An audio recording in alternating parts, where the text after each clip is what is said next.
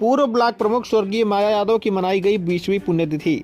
आजमगढ़ जिले के समाजवादी पार्टी कार्यालय अतरौलिया पर पूर्व ब्लॉक प्रमुख स्वर्गीय माया यादव की पुण्यतिथि मनाई गई। इस दौरान पूर्व ब्लॉक प्रमुख स्वर्गीय माया यादव के 20वीं पुण्यतिथि पर सपा के राष्ट्रीय महासचिव बलराम यादव, स्वर्गीय माया यादव के पुत्र और अतरौलिया के ब्लॉक प्रमुख चंद्रशेखर यादव ने ब्लॉक परिसर में लगी आदमकद कांस्य प्रतिमा पर माल्यार्पण किया। तत्पश्चात कार्यालय में 20वीं स्मृति दिवस समारोह अपने बचपन सखा स्वर्गीय माया यादव को याद करते हुए सपा महासचिव बलराम यादव ने कहा कि माया प्रसाद यादव हम लोगों के बीच में नहीं है, मगर उनकी नीतियां, रीतियां व विचार आज भी हम लोगों के मार्गदर्शन का काम करती हैं। माया यादव कोई व्यक्ति नहीं बल्कि एक विचारधारा थे। उन्होंने कहा कि माया जी का पूरा जीवन सपा को समर्पित था। उन्होंने पूरे जीवन में कभी भी अपने वसूलों से समझौता नहीं किया। उनकी कमी को आज हम लोग महसूस करते हैं। काफी भावुक होते हुए बलराम यादव ने कहा कि आज माया यादव के बिना हम समाजवादी लोग अकेला महसूस करते हैं। स्वर्गीय माया यादव जी ने पूरे जीवन काल में कभी राजनीति को हथियार नहीं बनाया। उन्होंने भाजपा पर आरोप लगाते हुए कहा कि यह लोग भगवान राम का सौदा कर रहे हैं, उनका व्यापार कर रहे हैं। भगवान राम तो एक आस्था है, कौन भगवान राम में आस्था नहीं रखता। क्षेत्रीय विधायक डॉक्टर संग्राम यादव ने कहा कि स्वर्गीय माया प्रसाद यादव की उंगली पकड़कर मैंने राजनीति सीखी है। उन्होंने कहा कि 2024 में पूरे उत्तर प्रदेश से भाजपा का सुपड़ा साफ हो जाएगा। मैं सीट शेयरिंग कमेटी का मेंबर हूं। जल्द ही इंडिया गठबंधन से अच्छी न्यूज आने वाली है। अतरौलिया के पूर्व ब्लॉक प्रमुख स्वर्गीय माया प्रसाद यादव के पुत्र चंद्रशेखर यादव ने कहा कि मेरे पिताजी हमेशा लोगों से कहा करते थे कि राजनीतिक जीवन में जनता के सुख को अपना सुख और जनता के दुख को अपना दुख समझना चाहिए। कभी भी इन लोगों से झूठे वादे मत करना। उन्होंने कहा कि मुझे हमेशा से इस बात का दुख रहा है, पिताजी के साथ मुझे अल्प समय के लिए ही काम करने का अवसर मिला। पिताजी के बताए रास्ते पर मैं चल सकूं, यही मेरी उनको सच्ची श्रद्धांजलि होगी। इस मौके पर विधायक डॉक्टर संग्राम यादव, विधायक त्रिभुवन दत्त, सुभाष चंद्र जायसवाल, ब्रिजलाल सोनकर, जगदीश पांडे, शीतला निषाद, उदयराज यादव, नागेंद्र नाथ यादव, चंजीत यादव, राधेश्याम यादव, कमला यादव, देवीलाल, देवेंद्र, रामपलट, के कन्हैया सहित तमाम लोग मौजूद रहे। आजमगढ़ से विनोद राजभर की रिपोर्ट। आज की राजनीति में क्या देखिए, आज उनकी मूर्ति के सामने मैं खड़ा हूं। जब वो इसी हॉस्पिटल में थे और अतरौलिया में जब वो अंतिम समय में अंतिम सांसें गिर रहे थे, तो उन्होंने मुझसे कहा था कि जिन आताताई शक्तियां और जो समाज के शोषक वर्ग हैं, उन लोगों के खिलाफ लड़ करके माया बलराम ने उनको घर बैठा दिया है।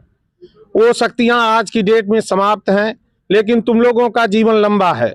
हो सकता है कि वो शक्तियां आने वाले दिन में गरीब, दलित, शोषित, पिछड़े, अगड़े जितने लोग सामाजिक न्याय व्यवस्था को मानने वाले हैं, समाजवादी न्याय व्यवस्था को मानने वाले हैं, अगर वो शक्तियां कहीं गरीबों को, मजलूमों को हक पे डांका डालें, उनके सम्मान के साथ खिलवाड़ करें, तो मेरी आत्मा के प्रति यही सच्ची श्रद्धांजलि होगी कि बगैर किसी परवाह के तुम वहां डट करके खड़ा रहना और उन ताकतों का मुंह तोड़ जवाब देना।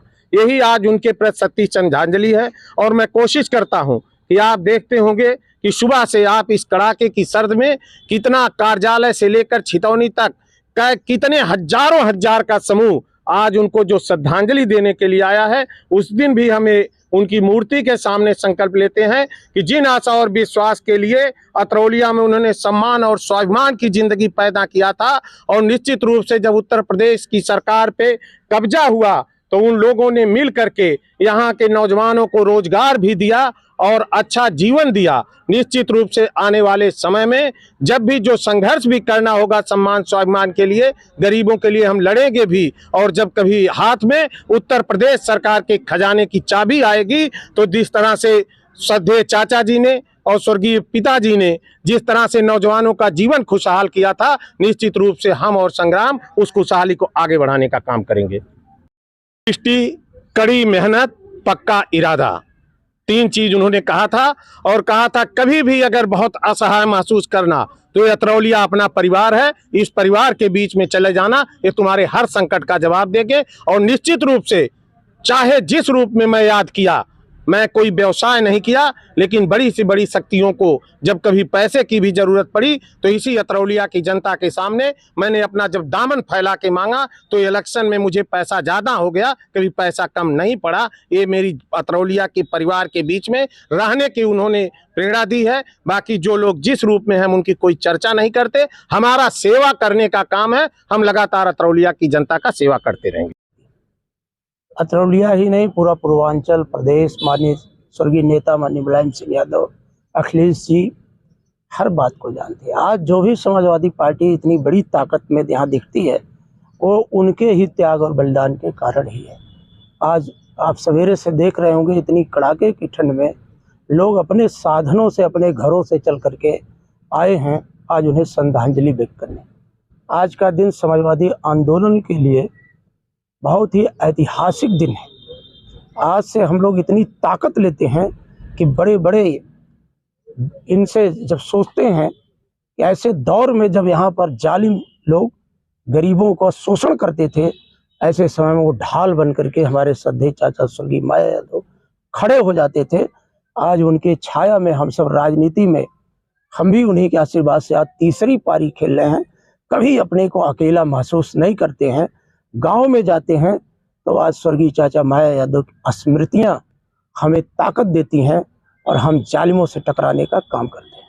तो अगर सामने 2024 की बात करें तो सामने 2024 का लोकसभा का चुनाव है। ऐसे में समाजवादी पार्टी की भूमिका, अगर पूर्वांचल की बात करें तो पूर्वांचल की 10 सीटों पर समाजवादी पार्टी का क्या रोल है? देखिए, मुझे अपने नेता माननीय अखिलेश यादव जी के स्नेह से मैं इंडिया गठबंधन की जो सीट शेयरिंग कमेटी है उसका मैं सदस्य हूँ। मैं भी दिल्ली में बैठक में मौजूद था, कई बैठकें चली हैं। आज देश में जितनी प्रगतिशील ताकतें हैं, जितने शोषित हैं, पीड़ित हैं, पिछड़े हैं, दलित हैं, आदिवासी हैं, वनवासी हैं, रोजगार के लिए जो विश्वविद्यालयों में पढ़ रहे हैं, नौकरियों के लिए छात्र हैं, व्यापारी हैं, आज कहीं ना कहीं वो भारतीय जनता पार्टी की नीतियों से बहुत परेशान और दुखी हैं। एक मजबूत विकल्प के तौर पर वो देखना चाहते हैं। मुझे आशा और उम्मीद है 2-3 दिन के बाद आपको अच्छी न्यूज मिलेगी। हम एक मजबूत ताकत बन के विकल्प के तौर पर आए। अगर मैं आपसे प्रश्न करूं कि पत्रकार मित्रों, यही अमिताभ बच्चन जब सैफई के अंदर आते थे तो भारतीय जनता पार्टी की क्या राय होती थी? यही कटरीना कैफ जब वहाँ आती थी तो क्या राय होती थी? अब आज उन्हीं को बुला करके मंदिर के उद्घाटन में उन्हीं का चेहरा दिखा रहे हैं। अगर हम बुला लेते मंदिर के उद्घाटन में इनको, तो गांव-गांव में हमारे बारे में मीडिया को लेकर के ये क्या दुष्प्रचारित है, ये क्या दिखाना चाहते हैं? नोटबंदी के बाद पहली बार पूरे, मैं दिल्ली में था जब शेयरिंग कमेटी की बैठक में मैं गया था, जो झंडे दिल्ली के अंदर वही झंडे अतरौलिया के अंदर। इतना क्या है, राम कण-कण में व्याप्त हैं। राम बाबूजी ने भी क्या, हमारे आदर्श हम भी कहते हैं। डॉक्टर लोहिया ने सबसे पहले रामायण मेला लगाया, लेकिन आज गुजराती पूरे देश में हमारे नौजवानों के हकों अधिकारों के लोग, आज गुजरात का व्यापारी सब व्यापार पर कब्जा कर रहा, अडानी सबसे बड़ा मालिक होकर के देश में उभर रहा।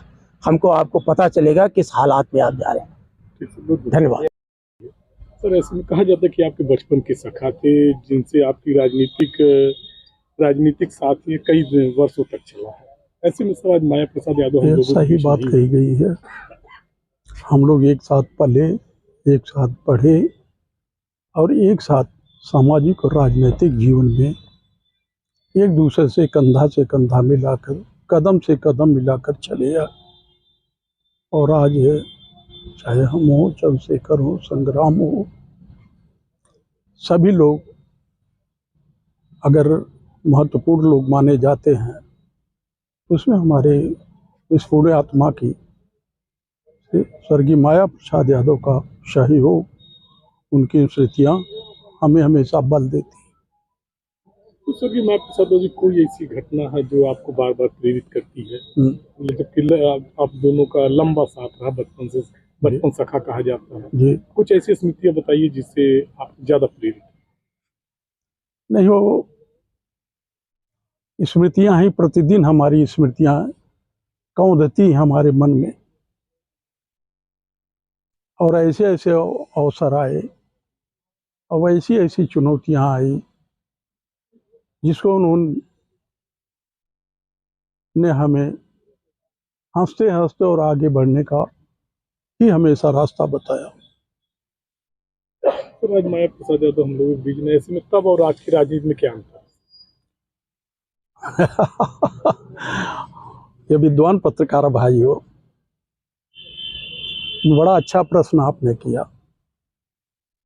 आज देश ऐसे लोगों के हाथ में चला गया जिनको आज़ादी और स्वतंत्रता की लड़ाई में इनका कोई न सहयोग था न जिनका योगदान था।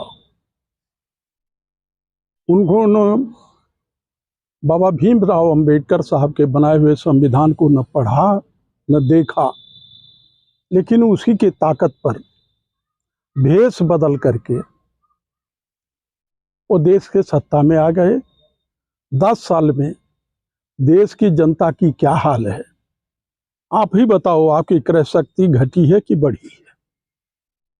देश के सभी बजट तो बढ़ा, लेकिन बजट गया कहाँ, किन चीजों पर खड़ा हो? ये कोई नई आस्था पैदा कर रहे हैं क्या अयोध्या के राम में? ये तो राम तो सब में है। राम हमारा जीवन है, हमारे आदर्श हैं, लेकिन इसको व्यवसाय के रूप में इन्होंने अयोध्या में अभी जो किया है वो व्यवसायिक रूप था इसका।